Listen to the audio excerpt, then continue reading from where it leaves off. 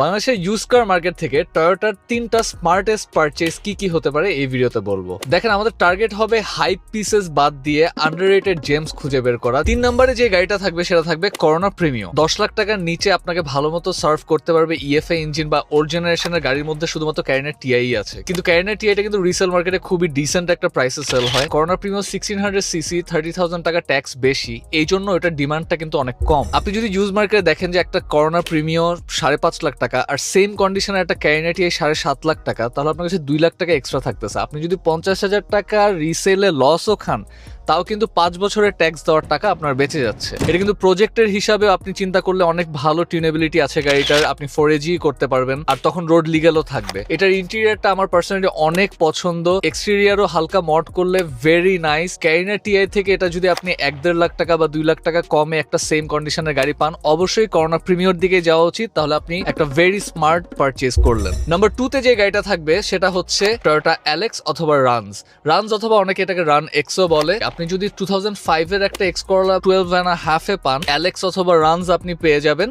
10 লাখ টাকা বা 10,50,000 টাকার মধ্যে। অলসো করোলা এক্স কিন্তু কেনা অনেক টাফ, অনেক বেশি রেন্টাল ইউজ হয়। একটা লে বায়ারের জন্য যে গাড়িটা ইন্সপেক্ট করে কেনাটা খুবই বেশি টাফ হয়ে যায়, সেখানে কিন্তু অ্যালেক্স আপনার জন্য কেনা অনেক বেশি ইজিয়ার। আগেরটা যেমন আমরা ট্যাক্সের টাকা বেশি দিছি, এটাতে আমরা স্যাক্রিফাইস করতেছি বুট স্পেস। 2GZ ইঞ্জিনের সাথে একটা এমটি ট্রান্সমিশনের সাথে কিন্তু খুবই নাইস একটা অ্যালেক্স আসতো, আপনি কিন্তু ওইটা প্রজেক্ট হিসাবেও নিতে পারবেন। আমরা একটা করোলা কেন এত প্রাইস দিয়ে কিনি, কারণ ওটা রিলায়েবিলিটি। এর চেয়ে রিলায়েবল কোনো হ্যাচ বাজেট সিরিজে কিন্তু পাওয়া পসিবল না। যদিও অ্যালেক্সটা অনেকেই বলে যে দেখতে ভালো লাগে না, একটু ককরোচিস একটা শেপ, বাট হালকা একটু কিট করলে কিন্তু গাড়িটা খুবই সুন্দর মনে হয় আমার কাছে। টয়োটার রিলায়েবিলিটি পাচ্ছেন, ড্রাইভিং প্লেজার পাচ্ছেন, প্রাইসটাও খুবই ডিসেন্ট পাচ্ছেন। সো ইউজ মার্কেট থেকে অ্যালেক্স কেনা কিন্তু আমার কাছে খুবই একটা স্মার্ট ডিল মনে হয়। যারা বাজেটের মধ্যে একটু লাক্সারি খোঁজে তাদের জন্য এক্স চ্যাসির একটা গাড়ি নাম্বার 1 এ থাকবে টয়োটা ভেরোসা। আমরা যদি মার্ক 2 GX 110 এর কথা বলি, এটার কিন্তু অনেক হাইপ, আর হাইপের কারণে এটার এখন প্রাইসও অনেক বেড়ে গেছে। ভেরোসার কিন্তু অত হাইপ নাই, কিন্তু এটা কিন্তু চেজার আর ক্রেস্টার সাকসেসর। প্রবলেম এইটাই, এক হচ্ছে লুকস অনেকে পছন্দ করে না, সেকেন্ড হচ্ছে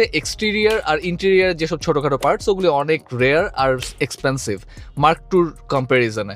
কিন্তু সার্ভ কিন্তু আপনাকে সেমই করতেছে। আপনি যদি VR25, IRV বা ফরচুনার যে কোনো কিছুর আপনি সিকেডি করতে পারবেন। যদি আপনি এটাকে প্রজেক্ট হিসাবে নাও নেন, তাও কিন্তু 1GFE ইঞ্জিনটা ভেরি নাইস একটা engine. Rare wheel drive luxury car আপনি বাজেটে পেয়ে যাচ্ছেন। ক্রাউনটা একটু বেশি প্রাইসে চলে যায়, সো বাজেট বা 15 লাখস এর নিচে চিন্তা করলে আমার কাছে মনে হয় সবচেয়ে লাক্সারিয়াস কার কিন্তু ভেরোসাই পাওয়া পসিবল। বাংলাদেশের ইউজ কার মার্কেটের ব্যাপারে এরকম প্র্যাকটিক্যাল আরো নলেজের জন্য আমাদের ইনস্টাগ্রামটাকে ফলো করে রাখুন। আমাদের ইনস্টাগ্রামটা কিন্তু নতুন, কিন্তু আমাদের ইউটিউবে কিন্তু অনেক ভিডিওস আছে যেটা আপনাকে হেল্প করবে।